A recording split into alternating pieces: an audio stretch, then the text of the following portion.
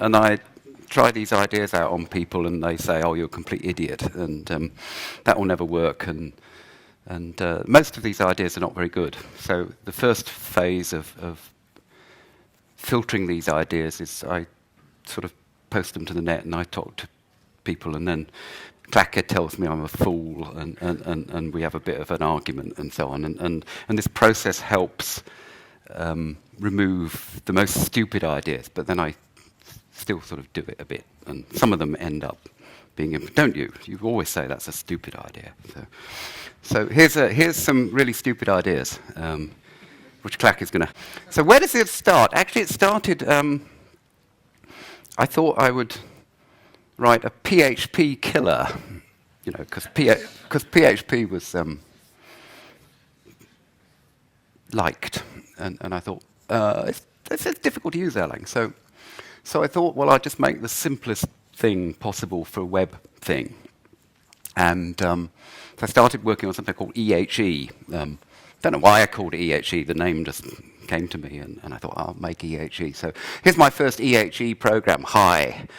And this stuff that's got a little question mark, that's Erlang, and that's actually XML, because that is a processing instruction in XML, so you can parse it with XML parser. And what's inside there is just Erlang. And that just evaluates to something, and the final thing it evaluates to is supposed to be an I/O list, and it just sort of pastes it into the document. So when it evaluates the first thing, it just puts an empty string into the document, and then later on I just use it. So what you can put in there is anything you can put into the Erlang shell. So, of course, I wanted to see how you would do this in PHP, so that I started PHP and wrote my first and only PHP program. I twittered about this. I had my PHP moment when I wrote factorial, because I wrote factorial. Of course, I got it wrong the first time, and it crashed. And it said I just didn't get a web page back, and I didn't know why. And it took me like an hour of Googling to find out that some magic file hidden deeply in the system had to have a sort of turn on all the debugging stuff, and then it gave a sort of syntax error somewhere. And so it wasn't. I couldn't understand how people could ever get started with PHP, because there were no error messages at all. So I thought, well, how come they complain about Erlang? Strange. So I wrote factorial here. And then I ran factorial, and it was when I ran factorial that I had my PHP moment. So this is what happens when you run factorial. It's pretty good, isn't it? You know, it's up to factorial 14, it's great.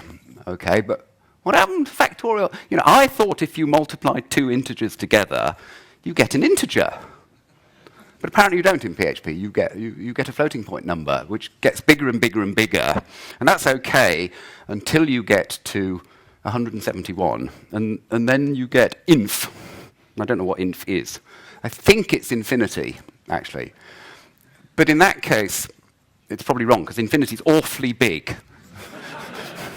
It's bigger than factorial 171. It's a lot bigger than factorial 171.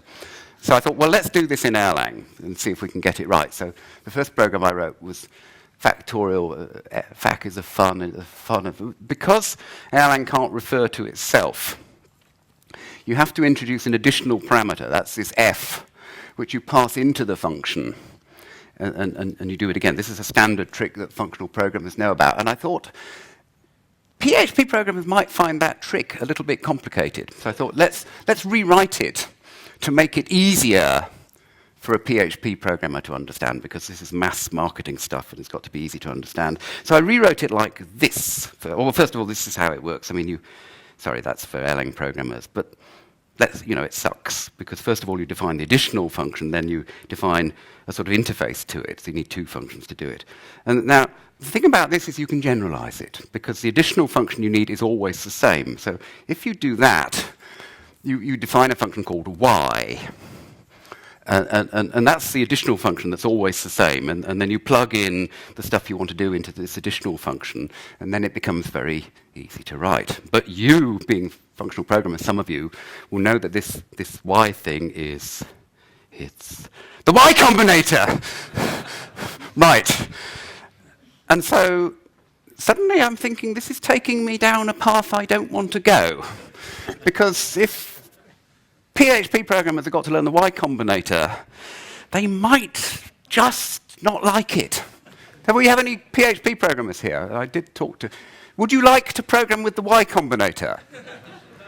No. No, right, good. Because I didn't actually know any PHP programmers, so I thought this would be a good idea. So I thought there has to be a better way. Well, OK, so instead of using the shell as it is, I thought, well, let's change early vowels so that I can define functions in early vowels. So the first thing I did, I just put a def in. So def fac is a function of something. And now, on the right-hand side, I can refer to fac because it's defined. And this is the sort of let construction that you see in the lambda calculus, the pure lambda calculus. You couldn't do that, so you have to introduce a sort of let rec and a defining mechanism. But that's not quite right. That's a hack, adding a def into it, because it's treating the symptom rather than the problem. So I thought, well, what's the problem? There's a deeper problem. What is the deeper problem? OK, so wait a moment. There's something funny going on here. If you look at modules, modules are sequences of forms. OK, so this is a module. And it's a sequence of forms. And you can't put expressions into modules. If I say x is 42, I can't do that. Very strange. Why can't you say x is 42 in a module? Oh, I don't know. And then you've got the shell. And the shell, well, you can say x is 42, and you can type expressions in. But in the shell, putting forms is illegal. Goodness gracious, what moron designed this? I mean, it's completely...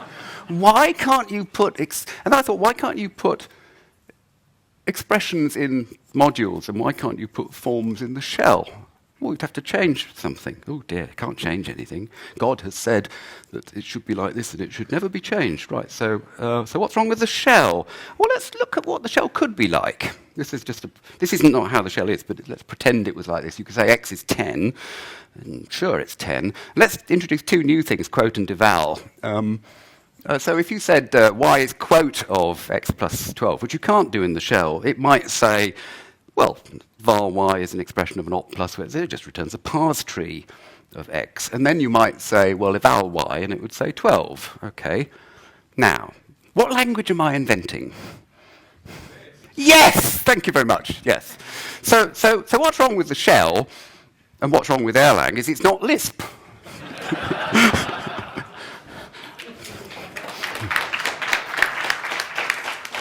So why don't we make it a bit more Lispy? OK, so... yeah, well, I said that again. That's the same thing. So let's make it a bit more Lispy and just define... well, I'll define defining forms to be things with side effects that return parse trees, which just change the environment. And so these would all be perfectly legal as inputs to the shell. And then I thought, well, let's do that. And I thought, oh, God, that breaks absolutely everything. I'll never be able to persuade people to do that. So then I thought, oh, I know what I'll do. I'll make a new language and call it Erlang 2. And then I'll be able to write this in Erlang 2, and I'll write a thing that turns Erlang 2 into Erlang 1. And then all the tools will work, and so on. So I thought I'd do it that way. There'll be some disadvantages, because errors in Erlang 2 will be turned into errors in Erlang 1, and you won't understand them. So I thought, well, let's throw some... I had a load of ideas that sort of sitting in the back of my head, so let's throw them all into Erlang 2 and see what happens, and stir the pot a bit. OK, so... And then I thought, well, you could go further than that. You could write Erlang 3 that generates Erlang 2, and then you could write Erlang 4 that generates Erlang 3. And that's called metaprogramming, and that's actually very powerful. And metaprogramming in Erlang is not very easy because of the way the parse trees are and the parse forms are. So, well, I said that. Let's see. So then I just took a lot of ideas which I like, and then I reduced them to their simplest form and put them in Erlang 2. So I put in partial evaluation, literate programming, unit testing, programs, refactoring, Lisp and Git, all sort of in different ways, but all in their simplest forms. So, for example, there's unit testing, but unit testing is just this simple pattern matching. I can say 120 is factorial 5. That's the only form of unit testing, but it's sufficiently powerful. And so the goals of all this were to get rid of the bad stuff, the macros and the records and the stuff we all hate, and add the good stuff. and don't break the old stuff while you're adding the good stuff, and have a bit of fun while you're doing it. So I wrote Erl2, which you can get from GitHub. And I don't know if you want to actually, I could run the actual examples and prove that it works, but I mean, it's a bit of a waste of time because it's kind of obvious how it works. So here's the first sort of demo program. And this says, well, this is a factorial thing, and it says, it defines factorial, and it's got a unit test, and then it computes the value of factorial 20, and then it does this. Okay. So when you run it through Erl2, there's a new declaration there. It says local. It says local fac1. That says that factorial in that module is local, so it's not going to be exported to factorial to an Erlang2 program. And you just run that. And of course, because you can now evaluate things in the shell, you evaluate this, the unit test passes, you compute factorial 20, and then you paste the value into here. So the code that's generated is this. Right.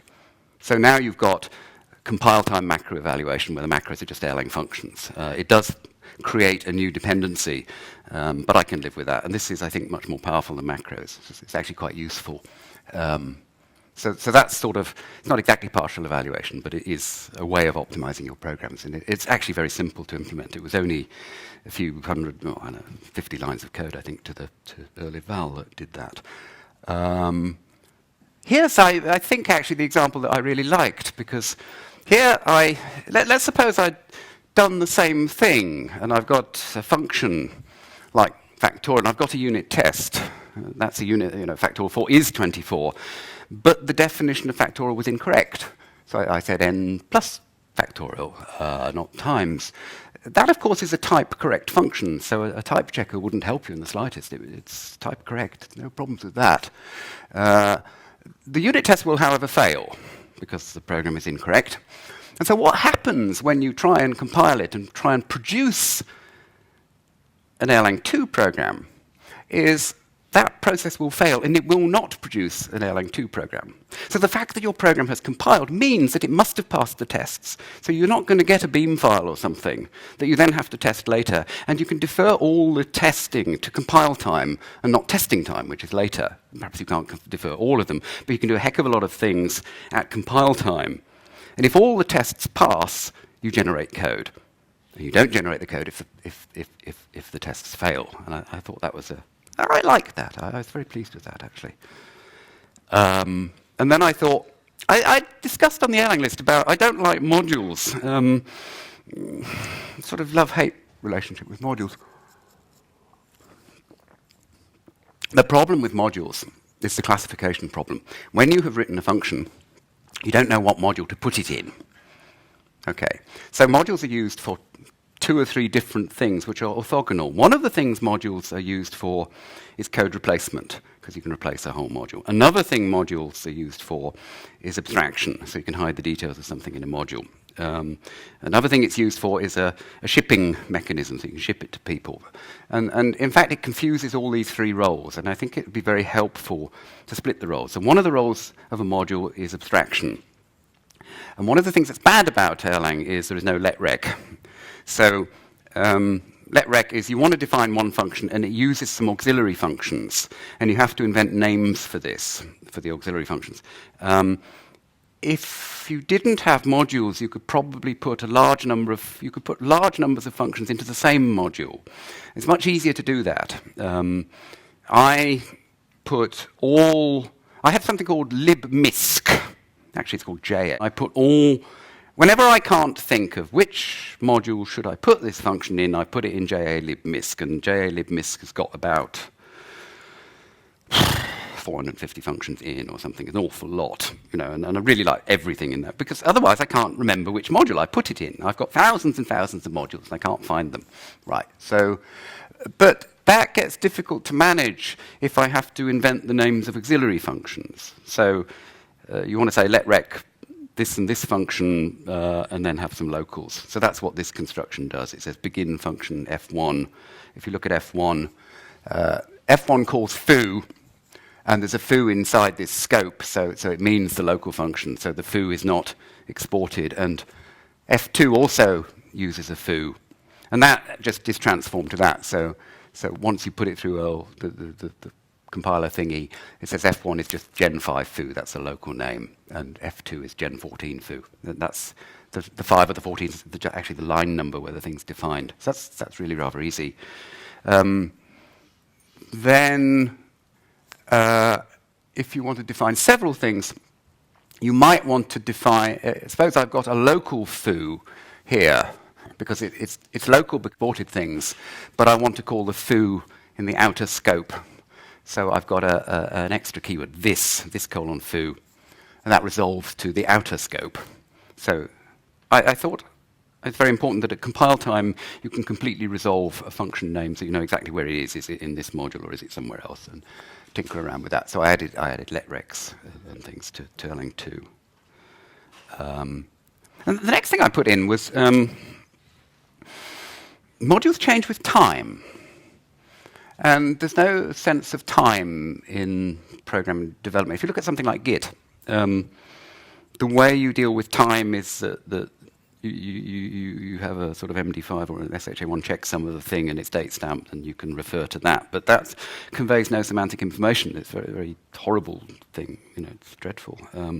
So if you look at a module, here's lists for you. I mean, this isn't the real list, but you can imagine that it was first created on a certain date, and that on other dates it was changed. And so you could say, well, you always start with an empty module and you put things into it. So at a certain date, you might say, well, I've got an empty module and let's stick some stuff in it. And later on, we might add some functions. And then we might remove some functions. And this is a time sequence. So you could view a module as a key value database where the key is the name of the function and its arity, and the value is the function, and then there's just a time list of when you do the insertions and deletions. And you could imagine systems evolving as being timelines where things evolve. So what you see on the top line, that's the evolution of lists.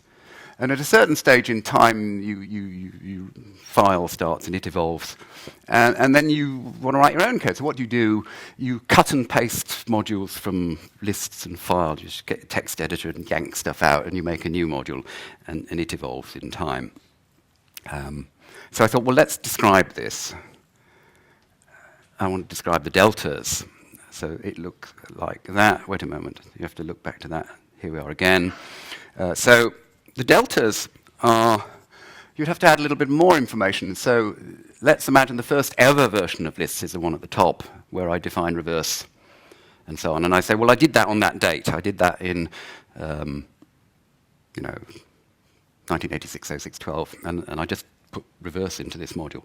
And then later on, I said, the second blue thing, I said, well, okay, this is derived from, and I give the date of the earlier version. And then I put the stuff you want in.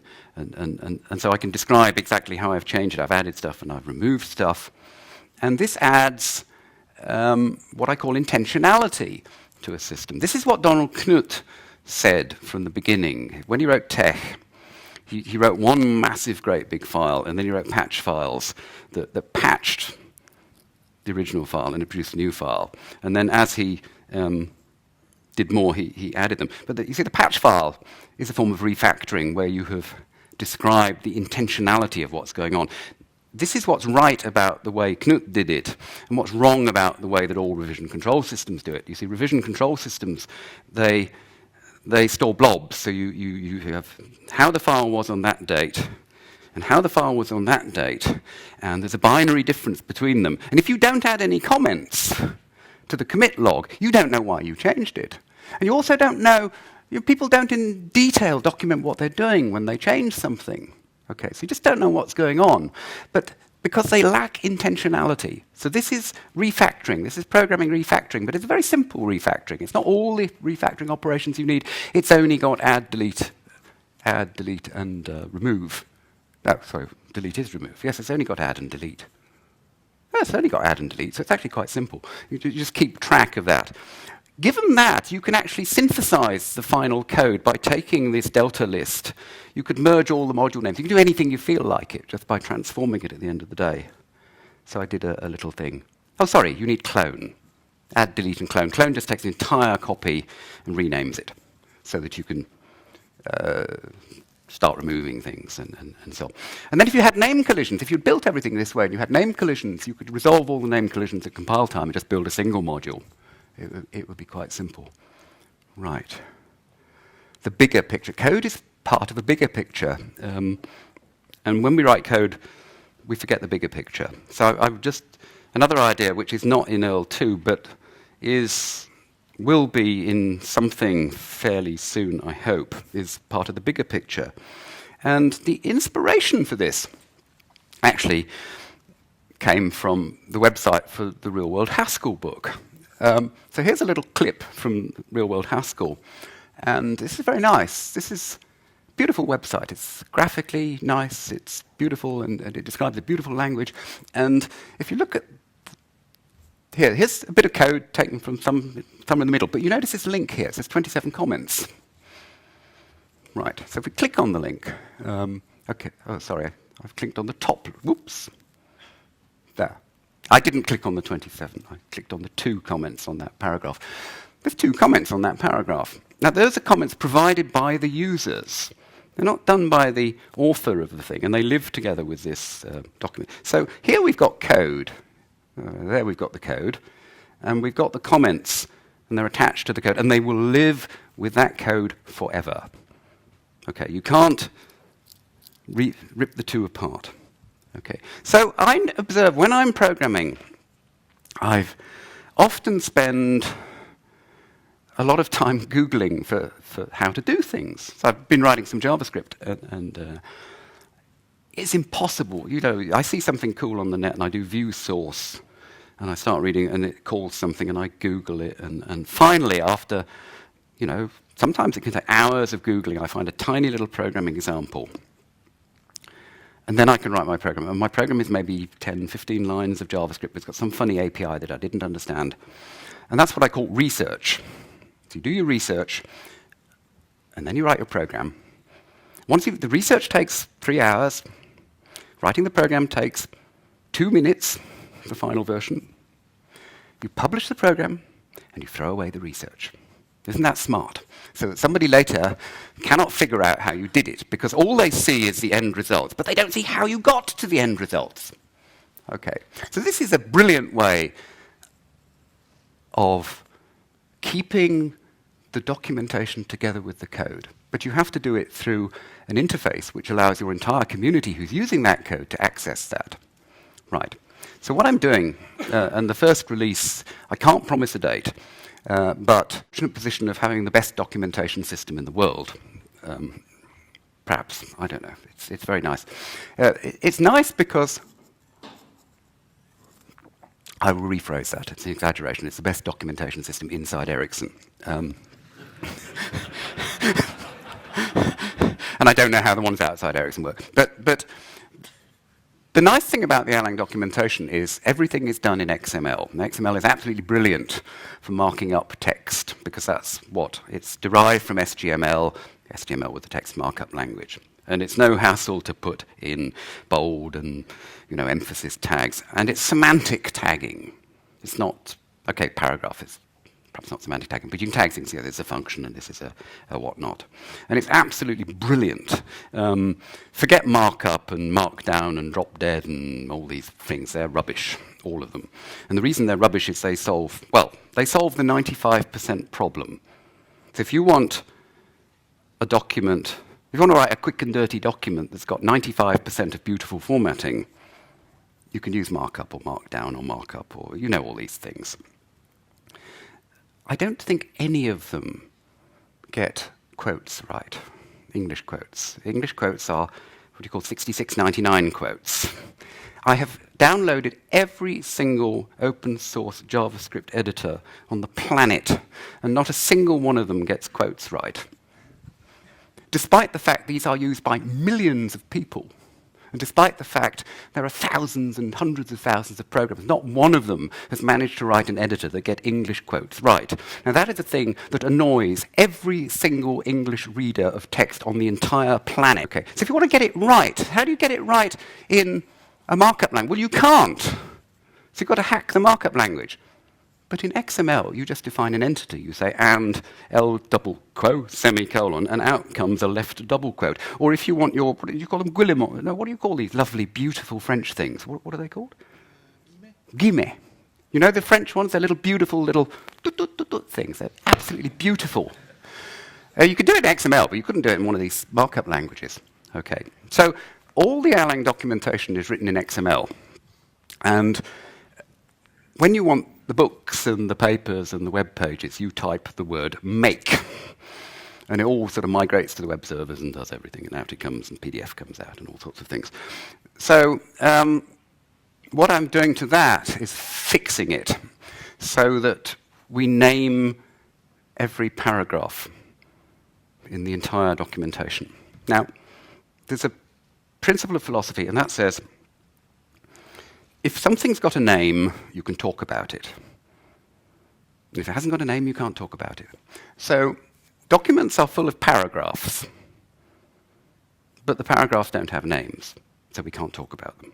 We can talk about the document as a whole, but we cannot talk about the individual paragraph.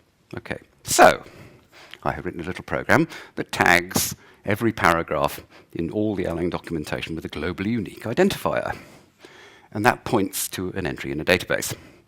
And so it's just a matter of transforming your XML, and wherever you see a paragraph, you stick a little tag on the end, which is a globally unique identifier, and writing a bit of web server-y stuff so that when the user clicks on that,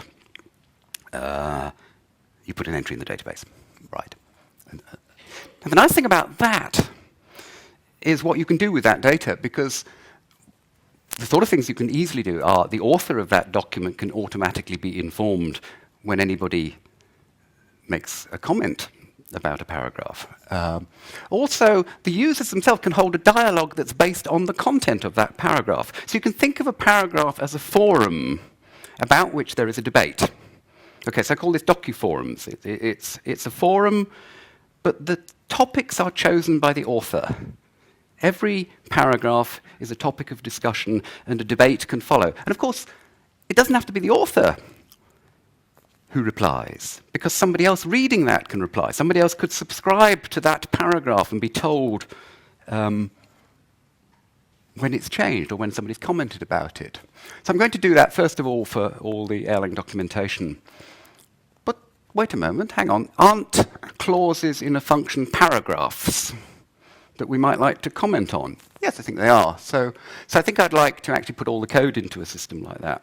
And I really want to lock together the research and the results of that research, i.e. the code. So if you're a writer, there's a Mac program called Scrivener. Scrivener is very nice because you can drag and drop PDF files and sound files and spreadsheets and God knows what and web pages into a sort of virtual folder that's tagged at some point in the text, and you can just open and close this. And it's important at that stage to take a copy, not a reference, because if it's a reference to something on the web, that reference might not be available when you access it later. So I really want to tie together the research that you do and the code that you write, so that years later you can back through that process and see, well, how did I solve this problem? How did the guy... Because that's the question I ask. I mean, I was at Erlang in the browser. Frederick here.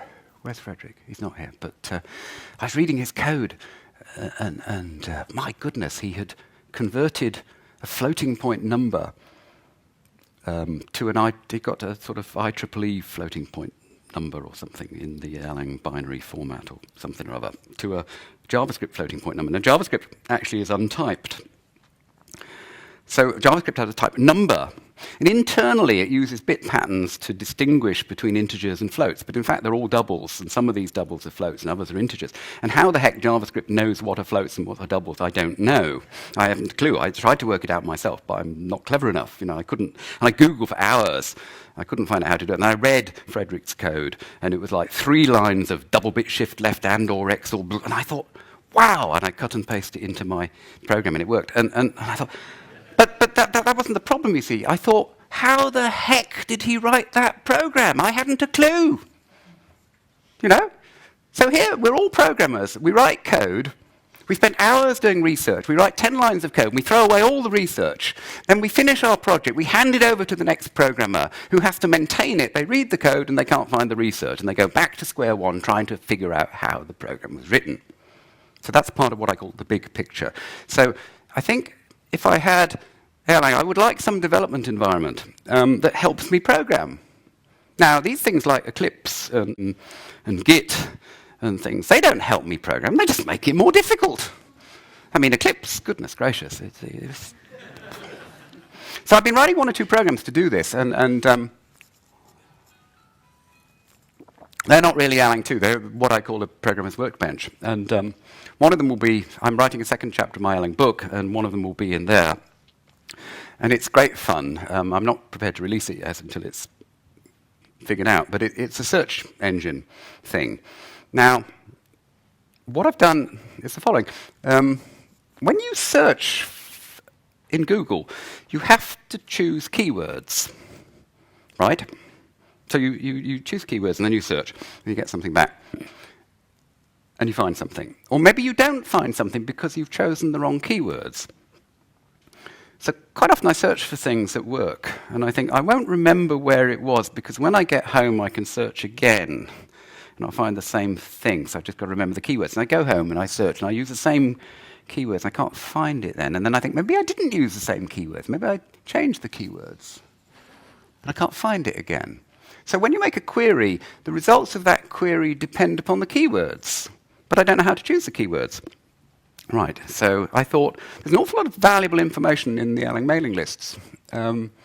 So I wrote a little program that downloads all their Pipermail format zip files. So I downloaded all of them and unpacked them all, parsed them all, and split them into and put them in a database. And there's something called the keyword in index, something of the LF something star library index weighting algorithm, and that says you have a corpus. So you take all words and you work out the frequency distribution, and you look at the frequency distribution in the individual document, and you compare the two. So if a particular word is used 1% in the corpus, but occurs 10% in this particular document, then for that document it's a significant word, but it's not a significant word for all the other documents. So for every word in an individual document, you can assign a weight to how significant it is. Now, there's something called the cosine similarity index, where if you compare 2 documents, you take each word that occurs in both documents, and you sum and square this number you get, the weight of the word. You multiply them all together and divide by the number of words, and that's a similarity index between 2 documents.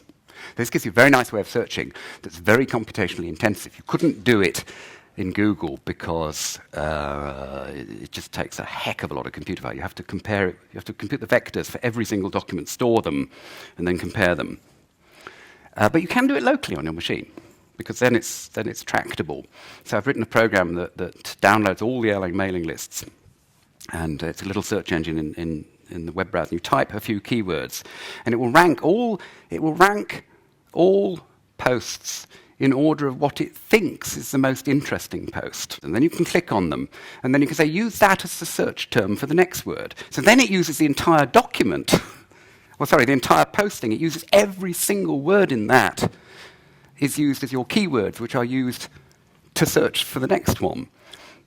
And I wrote this program, and the first time I ran it, I was interested in full-text indexing and things. It found a full-text indexing program that I wrote 4 years ago that I'd forgotten about. That was top of the list.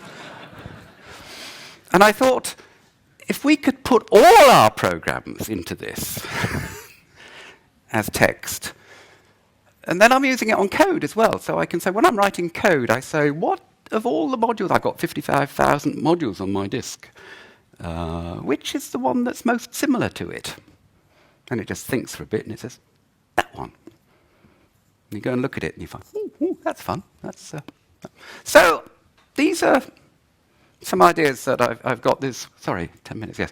One is some changes to the shell and things like that. And that might be Erlang 2 one day, or we might put it into Erlang 1. I have to I can't just do it myself these days. I have to convince lots of people, and they say, no, because you've got to change the dialogue. And then Clacker says, stupid ideas.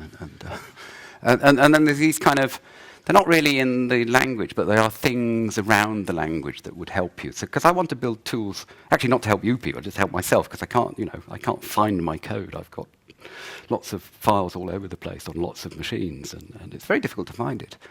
It's very difficult to find a file that I remember, I did that 16 years ago, maybe, and it may be on that machine, and it's rather difficult finding it. Full text indexing is kind of okay, but it's not very intelligent. So that's what I've been doing, and I hope some of this, certainly the commenting system is currently, it's actually number 1 on my priority list at the moment, so it's getting done, and and I'm finished 10 minutes early, I think.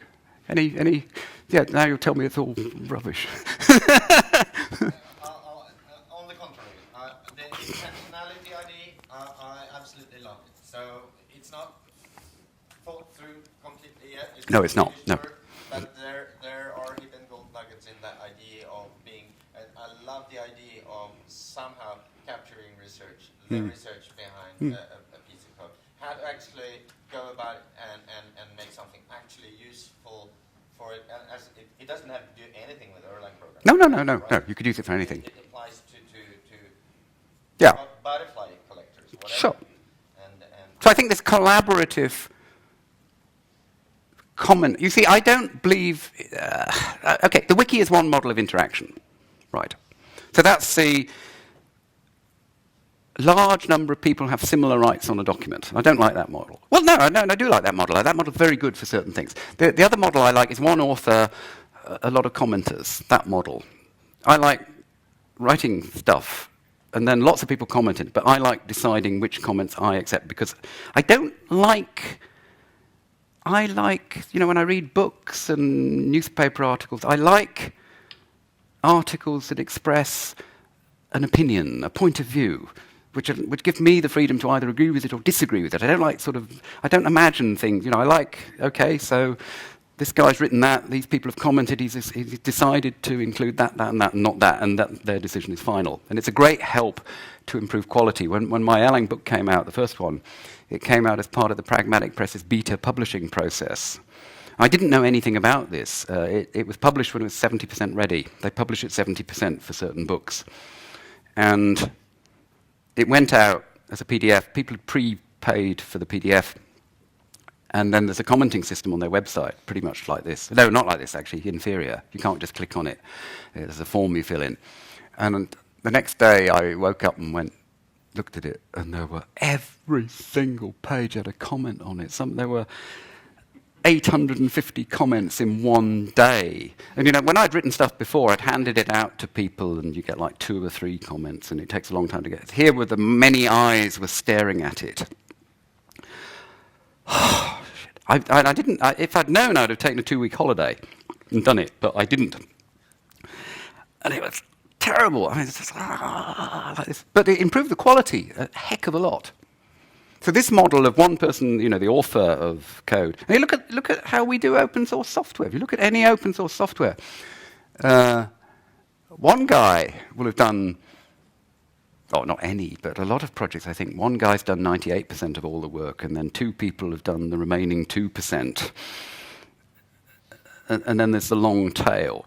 But that long tail is very valuable to the people. The most valuable contribution the long tail can make is not fixing the stuff, but pointing out that it needs to be fixed.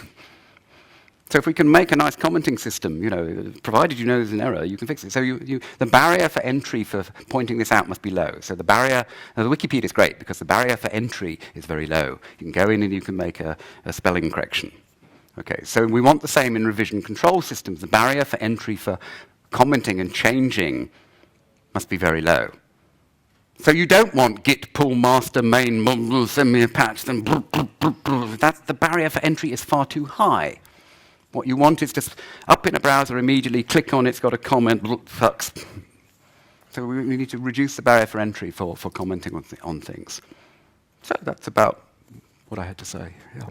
Oh, sorry, that's a long answer to your question, or comment.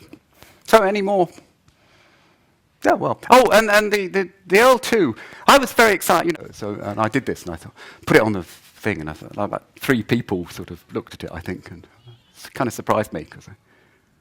But please, take it and play with it, and rip it to bits and add features to it and things. And then some of the good features we might try and stick into Earl1, despite the fact it's called Earl2. And okay. Any more? Oh, or yes? I read his book, 7 Languages in 7 Weeks, with Bruce Tate. Yeah. He interviewed you in the Erlang chapter, and he said that you have been thinking about, adding first-order logic stuff to Erlang. Did that It would be very nice, actually. Yes, it would. I mean, Robert's written a prologue interpreter that you can call, and I would like to. Yeah, I mean, yeah, it would be very nice. Because Erlang really started off with like little prologue things talking to each other, and then it became fun. We lost the little prologue things talking to each other, and it sort of got forgotten about somehow. It's like threw out the baby with the bathwater, and we lost that, which is a great shame. Case variables, they're still there. Yeah. As they should be, as God had intended. Read a book on logic, it says meta variables are in big letters, facts are in small letters. And of course, logic is, as I was pointing out, Aristotle invented type systems. So all, I said something at lunch, all men are mortal, and therefore Sophocles is mortal, is exactly the same as saying, well, there's a function from integers to floats, so if we can prove that the argument is an integer, then the return value will be a float. And that's actually modus ponens, which goes back to Aristotle. And it's very nice, because once you start reasoning about programs using rules of logic, you've got hundreds of years of mathematics that you can apply to it, and proof procedures and things. So it's very nice, and it would be very nice to get back to... You see, I used to be a physicist. Physicists and mathematicians work with equations. And programmers write algorithms, and equations are declarative, and physicists say write down equations, which is a declarative act, and then they figure out how to solve them. And that's what logic programmers and constraint logic programmers do. They write down relationships, and then they throw them at a solver. And that way of programming is fundamentally better than how we program. We program with algorithms, which is not a good way of doing things. So yes, I'd love that to come back. And no, I'm not actually working on it at the moment because I'm doing this. But don't tempt me, because I'm... And where's Robert? And can't he improve the garbage collection in his prologue? in R17? Oh, you've seen the film about convincing Kenneth to put something in? That's another problem. No. Well, maybe. No.